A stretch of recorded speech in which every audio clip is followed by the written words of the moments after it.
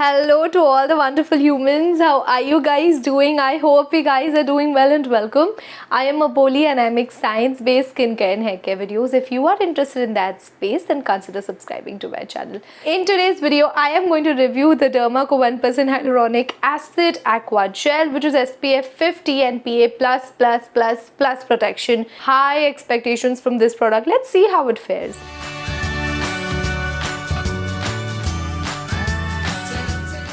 So the price of the product is $4.99 for 50 grams. It gives you SPF 50 and PA++++ protection, which is protection against long UVA also. So I'd say for the price, if this product works, it can be one of my holy grail sunscreens. So it comes in a pump packaging and it also has the regular labeling that Derma Co has.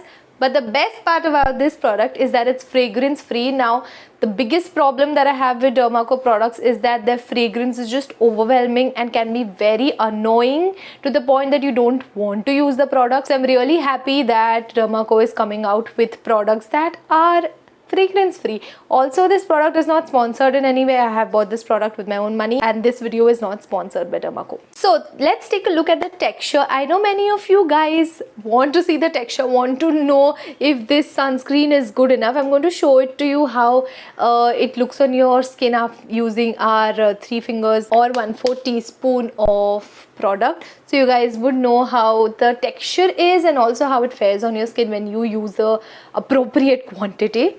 As you can see, the texture is so light. It is so light, I almost feel like I'm using some kind of a moisturizer which is made for oily skin, you know, with high amounts of hydrators and low amounts of fatty alcohols and emollients. So you have this nice aqua gel like consistency. Definitely the texture is like that. Love the texture. It gets absorbed in your skin so quickly and there is no white cast, like absolutely no white cast. When you put it on your skin, when you use the 3-finger rule, you can see there's a little bit of white cast which is expected because it has zinc oxide in it, but if you blend it in your skin, it does go away. Because it has hydrators, you would also be left with a nice glow, which is great because usually greasy sunscreens make your skin dull. So in that sense, this works. However, I would like to add this.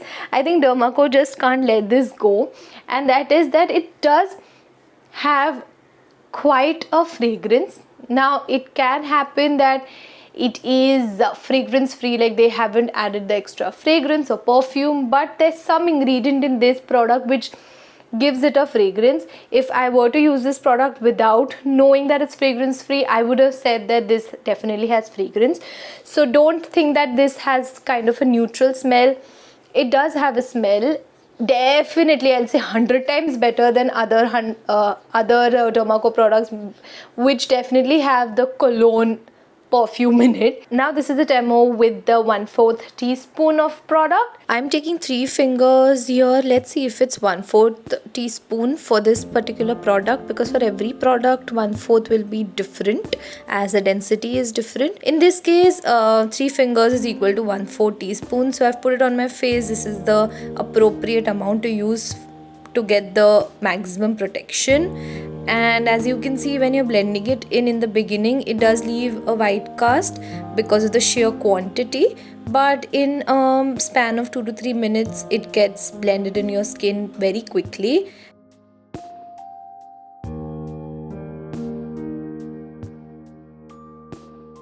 And this is how my skin feels afterwards. You can see that it's blended in quite nicely and it leaves my skin with a nice glow and it's not heavy at all. This is my skin after 3 hours and you can see that my skin is quite matte. It is not greasy at all. Now let's talk about the claims of the product. According to them, this is for broad spectrum protection. We'll talk about this when we talk about the ingredients. If they've actually used chemical filters that give you broad spectrum protection, and it also has SPF 50. Now there is no way to check that it has SPF 50 or not. However, I have a very unscientific crude test that I do that I call a stand test, where I apply products anywhere, usually on my foot because my foot gets tanned very easily. So, you know, I can understand, and I have done a tan test for this product product as well, and you guys can go and see it. So this is the tan test. I'm putting the sunscreen on my right side. I'm going to blend it in and just go out in the sun. This is immediately after I come home.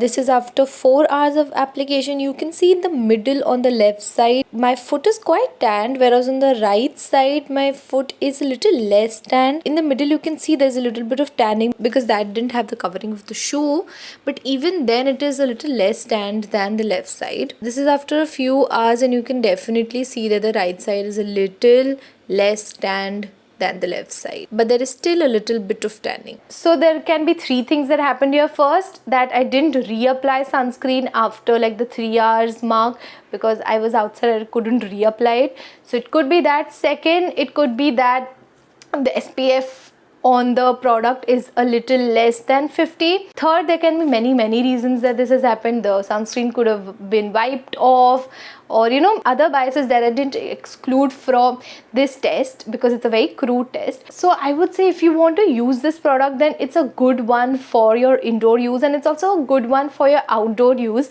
But if you are planning for like an outdoor vacation on the beach or somewhere where you're going to be outside in the direct sunlight for 5-6 hours, then I would say reapply the sunscreen every 2 hours and use a lot of quantity also, so that you don't fall short on that when you get protection.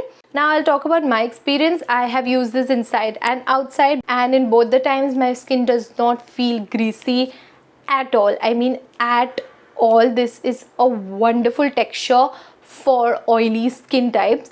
This is one sunscreen that my mother has also used, and she has dry skin type and she loves it. I think we will have to repurchase this because for both of us the texture has worked great, but I will not be wearing this on a beach or for outdoor sightseeing where I'm going to be outside in the sun for 5-6 hours.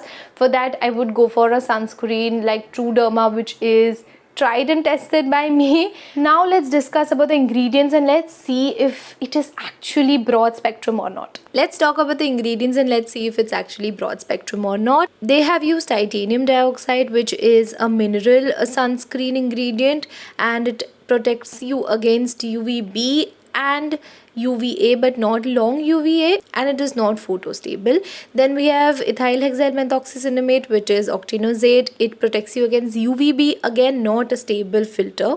Then they have used zinc oxide, which gives you broad spectrum protection against UVB and UVA, but again zinc oxide is also not photostable. Then we have butyl methoxydibenzoyl methane, which is avobenzone. Now this is the ingredient which gives you protection against the long UVA, which is why I think they have added the 4th plus in the PA because of this ingredient, as it gives you protection against the long UVA, that is full wavelength protection from UVA. And the avobenzone used here is stable, and this is the only filter that they have used is actually photostable. Then there is benzophenone 3, which gives you protection against UVB and also UVA. Now this is a stable product, but it is not a great chemical filter. Then we have other humectants like glycerin and xylitol, which lie way before hyaluronic acid. So the lightness comes from the glycerin and xylitol and less from hyaluronic acid. They also have phospholipids, which is a great ingredient to have as it is skin barrier friendly. Other ingredients used are usually for the body of the sunscreen for emulsification, and as you can see, the best part is that it does not have fragrance. Now the ingredients I feel fall a little short of 1 or 2 more filters, but maybe the texture would have been lost with it. So as I've said before, I would definitely repurchase it, but I would not expect it to give me a lot of protection, especially in situations where I'm under direct sunlight for a long period of time. And yeah, this is my review of the Derma Co sunscreen. If you liked it, then click the like button and leave a comment down below. And that's it. Until next time. Bye.